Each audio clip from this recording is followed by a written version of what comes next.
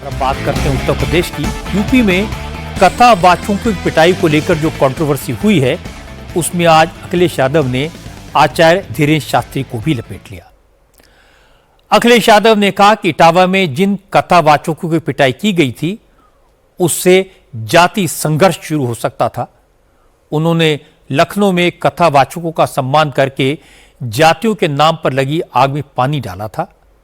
हालांकि इसके तुरंत बाद अखिलेश यादव ने कहा, इटावा जैसी घटना बड़े बड़े कथावाचकों के कारण होती है, क्योंकि धीरेन्द्र शास्त्री जैसे कथावाचक अपने प्रोग्राम की भारी भरकम फीस लेते हैं। कथा सुनाने के लिए अंडर टेबल 50 लाख रुपए लेते हैं।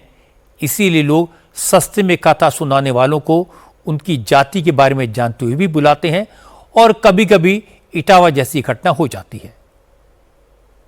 उन गांव वालों को सब पता है कि ये यादव ही है कथावाचक, क्योंकि जिस परिवार को कथा करानी थी उन पे इतना संसाधन पैसा नहीं था कि लाखों रुपए वाले कथावाचक बुला लें, क्योंकि कई कथावाचक हैं जो 50 लाख रुपए लेते हैं।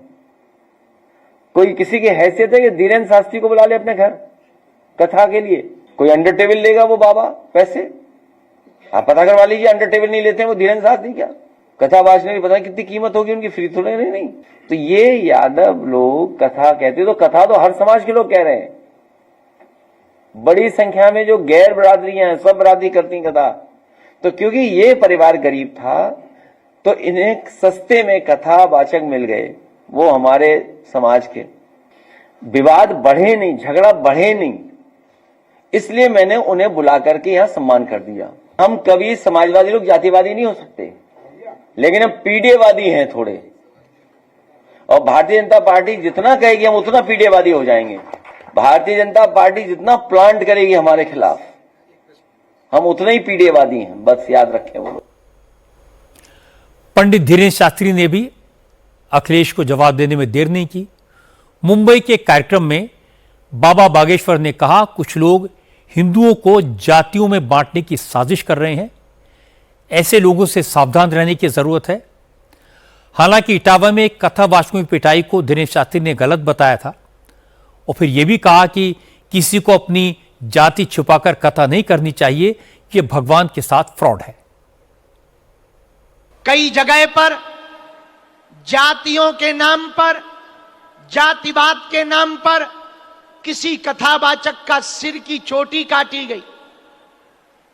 शायद उत्तर प्रदेश की घटना है, उस पर राजनेता अपनी रोटी सेक रहे, जातिवाद को बढ़ावा दे रहे। एक बात हम आज भिवंडी के इस मठ के, बागेश्वर सनातन मठ के मंच से घोषणा करके कह रहे, जातियों की राजनीति करोगे तो देश का बंटाधार हो जाएगा। देश को विश्व गुरु बनाना है, देश को न्यूजीलैंड, ऑस्ट्रेलिया और अमेरिका जैसा बनाना है, तो जातियों से उठकर अब भैया कास्टिज्म के ऊपर नहीं, राष्ट्रजम के ऊपर खेल खेलना पड़ेगा। कास्टवाद से ऊपर उठकर राष्ट्रवाद पर जीना पड़ेगा। हां, यह बात सही है कि किसी का सिर नहीं मुड़ाना चाहिए, चोटी नहीं काटनी चाहिए। जिन्होंने भी यह कार्य किया ठीक नहीं किया। हम जातिवाद के पक्ष में नहीं हैं, चाहे वो कोई भी हो, लेकिन जाति बदल करके आपको दूसरी जातियों के नाम का सहारा लेकर भगवान की कथा कहने के लिए भगवान के साथ फ्रॉडगिरी भी नहीं करनी चाहिए। हमारी बात पर बवाल बनाने वाले, तरह तरह के वीडियो बनाने वाले ठटरी के बरे हरो, सुन लो कान खोलकर। लोगों को शुगर होती है, वो शुगर टेस्ट कराते हैं। किसी का बीपी हाई होता है, वो बीपी टेस्ट कराते हैं। हिंदू होकर के तुम्हें हमसे दिक्कत हो, तुम डीएनए टेस्ट कराओ। पर हम तो अपना कार्य छोड़ेंगे नहीं। अच्छा, धीरेन्द्र शास्त्री ने कथावाचकों के साथ जो दुर्व्यवहार हुआ उसको लेकर सही राय दी, दुख व्यक्त किया, नाराजगी जताई। फिर भी धीरेन्द्र शास्त्री की विदेश यात्राओं को लेकर सवाल पूछे गए, वो कितना चार्ज करते हैं इसको लेकर सवाल पूछे गए। धीरेन्द्र शास्त्री तो पूरा प्लान बताकर विदेशों में जाकर कथा करते हैं, जो दक्षिणा मिलती है उसका पूरा हिसाब किताब देते हैं। लेकिन कभी कभी उन नेताओं से भी सवाल पूछा जाना चाहिए जो चुपचाप बिना किसी को बताए विदेश जाते हैं। क्या करते हैं ये छुपाते हैं, किससे चंदा लेते हैं किसी को नहीं बताते।